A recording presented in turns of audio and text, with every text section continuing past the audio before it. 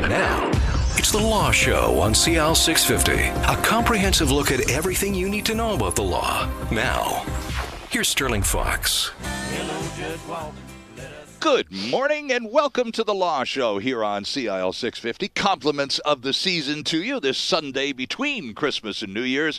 On the program today, an hour with David Halkett from Macquarie Hunter. We're going to talk family law on this edition of The Law Show. David Halkett, welcome back. Good to see you, sir. Thank you, Sterling. Same to you. Well, compliments Best of the season. Yes. And how's the family enjoy Christmas? A good one in your house? My son loved it. I'm sure he did. Yeah, he just turned 12, so he no longer believes in the Santa in the red suit, but he loves his Christmas for sure. Right, and he's a hockey player too, so he did rather well, I understand. Yes, he did. Well, good for him. It's good to have you back. It's an odd time of the year to be talking about family law, David, and we'll talk about some of the specifics of your bailiwick in a few minutes. But just before we talk about the firm, this is a setup time, isn't it? You people in the family law business here in Canada have two busy spots per year. One is in January and one is in September. So we're just days away from what is about to become one of your busy spots of the year. Why do you get busy every January? Well, it's interesting, Sterling, because it seems to me that in January, people want to have one last Christmas with their family. And so they stick it out one last time, and then things maybe didn't go well over Christmas. They fought a lot or whatever. Right. And then they break up in January. At least that's been my experience in the last 20-something years. Just they thought they'd give it another try just for the kids' sake or for the in-laws. And come on, we owe it to the marriage to give it one more go and all that kind of stuff. And it just doesn't go anywhere. Yeah, so then they come and see me in January. Ah, interesting stuff. Now, coming to see David Halkett, by the way, means going to Macquarie Hunter LLP in Surrey, in that brand new building where Simon Fraser's Surrey campus is located at Central City. That's correct. What floor are you on? We're on the 15th. Okay. Now tell us a little bit about Macquarie Hunter. I know the firm began here in New Westminster, actually, back in the 1930s by a fellow named, surprise, surprise, Macquarie. That's correct. Tell us more. Well, there was a number of different firms that merged together in 1967, and they came together to form Macquarie Hunter. There was a bunch of QCs and experienced lawyers who came together, and we've now been Macquarie Hunter since 1967. And we all came together in one office in Surrey 5 years ago this month. Okay. And we had three offices, two in Surrey and one in New Westminster.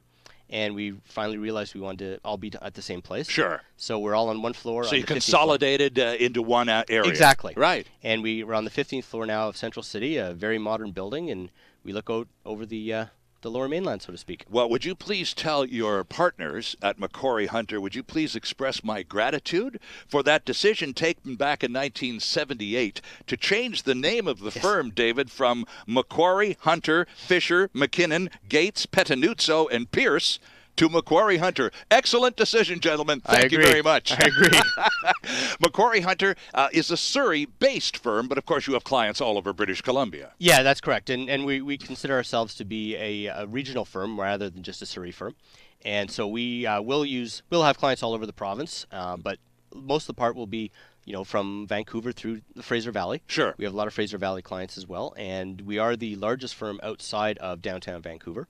In the Lower Mainland, so we service everything from Vancouver through Chilliwack. Now you are a full-service law firm, and you are the family law division head, if I can put it that way. You have two associates who work with you in the family law section of Macquarie Hunter, right? That's correct. We have Leah Donaldson and Sarah Morse. And how long has family law been a part of the practice since day one, or have they added you people on more recently? No, Macquarie Hunter has always been unique among larger firms in that we have a family law department.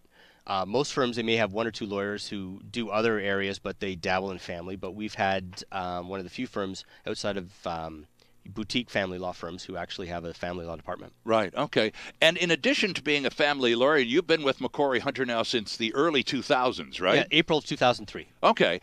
David also, in addition to being a lawyer and a dad, is also, as I have been in my career, a part-time teacher. You teach, in this case, at VCC, Vancouver Community College. That's correct. What do you teach? I teach an evidence course. Usually it's every spring.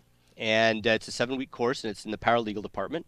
And it certainly keeps me up on the evidence law. And certainly, as we've discussed before, Sterling, that it helps me to keep up with the law and learn from the students as well. Right. And it also is beneficial when it comes to court, because often judges don't know the case. They're handed the case in the morning, or they're handed just a brief, and Right. I have to explain it to them, as I do to my students. Ah. And it has to be in a way that they can understand as well. Because if the judge doesn't understand your case, you're not going to win. Right. So when you lecture in your course at VCC, you present material to your students as you would likely present the same material to a judge. Exactly. And you explain that that's why you're doing it this way, Yeah. so they understand the methodology. And I'm able to judge by the looks on their faces if they're getting the point, Sure, and of how to course. change it, and Right. examples as you would with a judge and everything. You work for a full-service law firm, David Halkett, but why did you choose family law, given all the other possibilities available to you? Well, that's interesting, because in law school I didn't think I'd ever be family law. Okay. I thought I'd be one of those ones who went and was a solicitor, worked with documents and business transactions and such. I didn't think I could speak well enough. And then when I was practicing, I had a couple of family law files. And then when I had an opportunity to get a job that I wanted, and that was what it was going to be in family law, I took it, and ends up that's where my calling was. Mm-hmm. And it's the fact that you are able to be such a helper in so many lives. I'm sure the personal satisfaction level out of working with people and helping them mend their lives or restore their lives as best they can has got to be a lot higher than pushing paper on the 37th floor of some downtown tower, right? Well, one thing I will say it's different is that people don't come to see me happy. They're never happy when I they see believe me. that part. And so when they're happy at the end, it means I've done my job. I remember someone sent me an email once, and it was a child family community service case. There was children removal and stuff, and he sent me an email at the end saying that I'd saved his family and that he'd be forever grateful, and that when people put down lawyers, he'll always stand up for lawyers after what I'd done for him. So Wow. I thought, so that really made my day and my year and such, and realized that we do help, and your basic units are your family. Right. And that's the law that I deal with. Right. Now, on the program today, we're going to deal with three important aspects of family law. We're going to talk about guardianship, custody, and residency. So before we talk about those in detail, David, can you run through the definition of each of these terms? And then we'll break them down and get into each one individually. Sure. Custody is under the Divorce Act, which is the federal statute, and it basically means that you have the right to residency of the child and to make decisions regarding major issues regarding the child, health, education, etc. You basically have, for lack of a better word, control of the child, and you can make the decisions for the child. Okay. Guardianship is the new term that they use under the Family Law Act. We did away with custody in the provincial legal statute, and it deals again with the right to have the child with you, the right to make decisions regarding the child, apply for passports, health, education, Sure. those kind of things.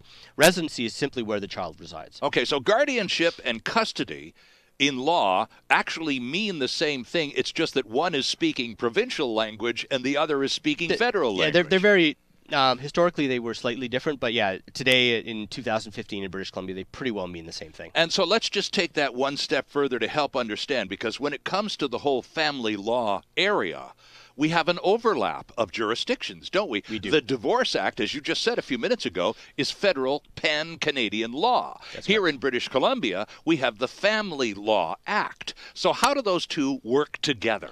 Well, the Divorce Act only applies to families who are legally married and who are actually applying to end the marriage under the Divorce Act. Okay. So what happens is, in that, if you have children, you can apply for custody and maintenance, etc., under the Divorce Act. If you aren't married, you automatically fall under the Family Law Act. So and which your is case provincial. is provincial. Exactly. Okay, right.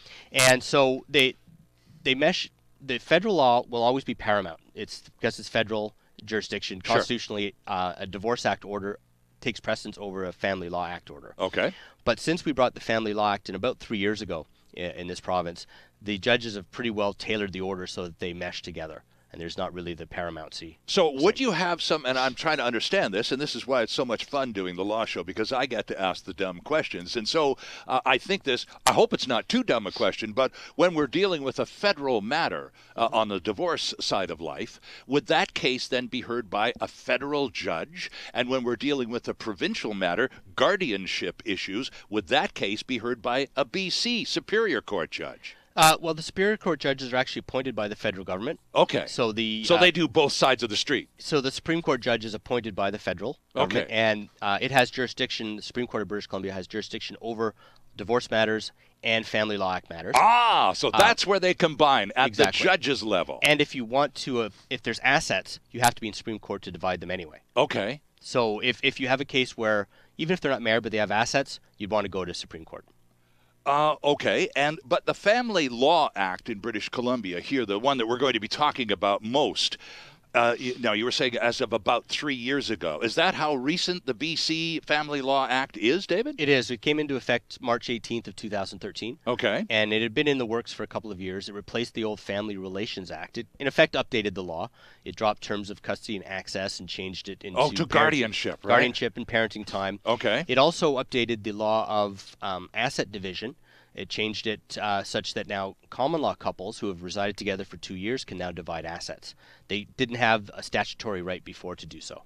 You talked about custody using the old word, Yep.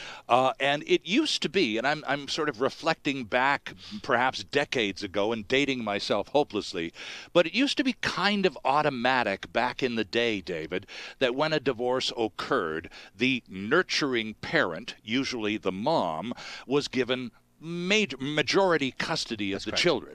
That was kind of an automatic. When did that stop being an automatic and greater consideration begin to be given to the sort of joint custody idea that's so prevalent today? Well, when I first started, you're correct. I started practicing law in 1992, and usually you went to court, and if you were acting for the mom, you asked for sole custody. Usually you got that.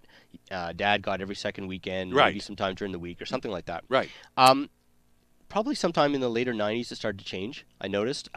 More dads became more involved. I'm more involved in my son's daily activities than my dad was of mine. Right. My wife works, whereas my when you were little, your mom didn't, right? Exactly. Same she stayed with at me. home. Yeah. So over time that started to change, and Dad started to get a bit more time. It's still, the moms probably still have the majority of the time.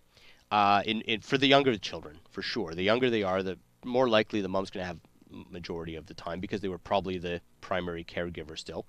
But the older the children are, there's some that just live solely with their dads. Mm-hmm. It used to be there was like a stigma if you were the mom didn't have your children, but now no one really thinks too much of it. David, the courts, and as I understand it, the thrust of the Family Law Act of British Columbia is at all times to place the interests of the child above everything else in the scenario. Yeah. Am I reading that act properly? That's correct. Both the Family Law Act and the Divorce Act, best interest of the child is the only test that you're supposed to apply. Okay. How you determine the best interest depends on the facts of each case. But you're only supposed to determine the best interests of the children when you make the decision regarding guardianship, residency, or custody or access. And that would take away then a lot of those automatic reflex, old school, well, it's got to go to the mom. Exactly. Because if there's a reasonable case to be made for equal time in the best interests of the child, the court is compelled to deal with that. Exactly. And you look at where the parents reside, how far apart, what school does the child go to? Right. Are both parents able to exercise their time with the child, etc. Right. Well, that whole residency thing is something we're going to talk about at great length on this program because, of course, there's a lot of mobility these days, and in many cases, family relationships end because someone wants to move somewhere, perhaps even with someone else, and then you get into all sorts of interjurisdictional things if someone wants to move to Nova Scotia or Alberta or whatever. That's correct, yeah. There's a lot more mobility than even when I first started practicing 20 years ago. Our guest is David Halkett. We're talking family law. David, of course, is with Macquarie Hunter LLP in Surrey. This is The Law Show on CIL 650. Nice to have you with us this Sunday between the big days. We're back with lots more right after this. There's more of the show still ahead. This is The Law Show on CIL 650.